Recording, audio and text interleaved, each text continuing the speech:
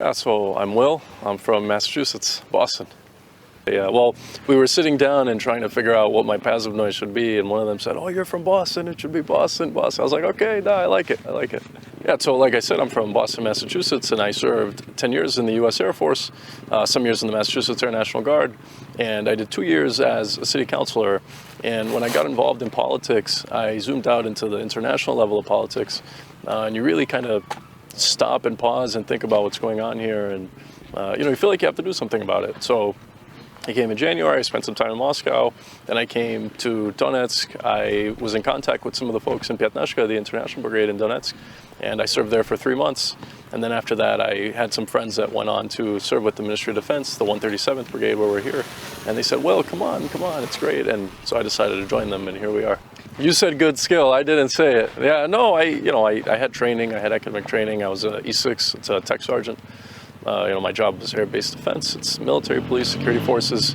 We deal with things like drones and other things, other problems, internal, external. And yeah, I've definitely been able to apply some of those skills, leadership skills as well here. Yeah, well, I mean, look, I've heard that question come up a lot, and what I say to that is the United States and Russia are not at war. The United States has done things that are very provocative, very bad. It's been involved in other people's politics, other nations' interests, and should not be doing that. I always say, and Sergei Lavrov said this a couple weeks ago, I think that the country is ran by different people than the people that live in the country and feel a different way. I think it's important we've got an election coming up in the United States. I think it's important for people to just do their own research and kind of read about things from independent news outlets and understand what's really going on here. Understand that this started back in 2014 with our politicians coming down here and saying all sorts of different things and making all sorts of different promises. And this doesn't represent the true interests of the American people. It's not, what benefit is it for the United States to have multi-million-dollar tanks rolling down here trying to kill people, missiles firing at a beach of innocent people.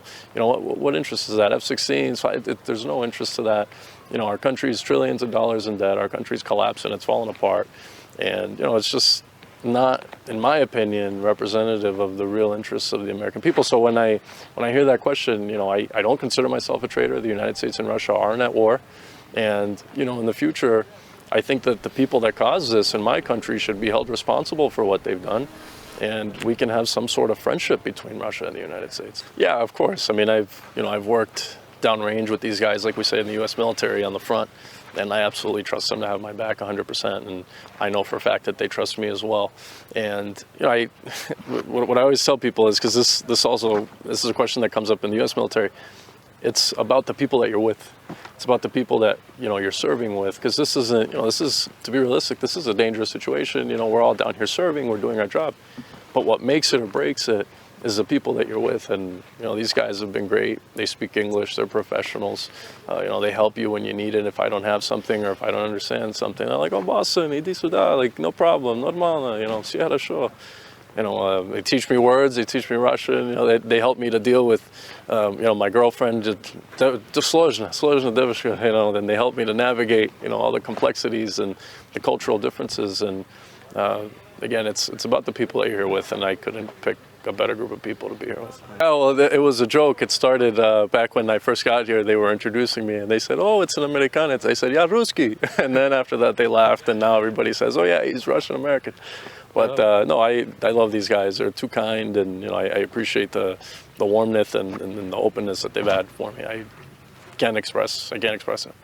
It's crazy. I mean, it's propaganda, right? I've heard this quote so many times. Whoever wins wars gets to write the history about them, and unfortunately, on that side, there hasn't been enough liberation yet.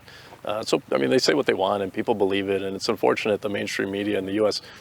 Where was the outrage? You think about the horrible attack that happened on the beach. Where was the outrage of the terrorist attack that happened? Where was the outrage? I read in the attack in Kursk that just happened. I mean, it's a terrorist attack. A 28-year-old pregnant woman died. I think we've all seen that. Where's the outrage in the Western press for that? When you think about, this is what I was talking about when, I made my decision. Oh, what should I say? Let's see, what should I say? Победы будут за нами, да? Важно, очень важно, я думаю.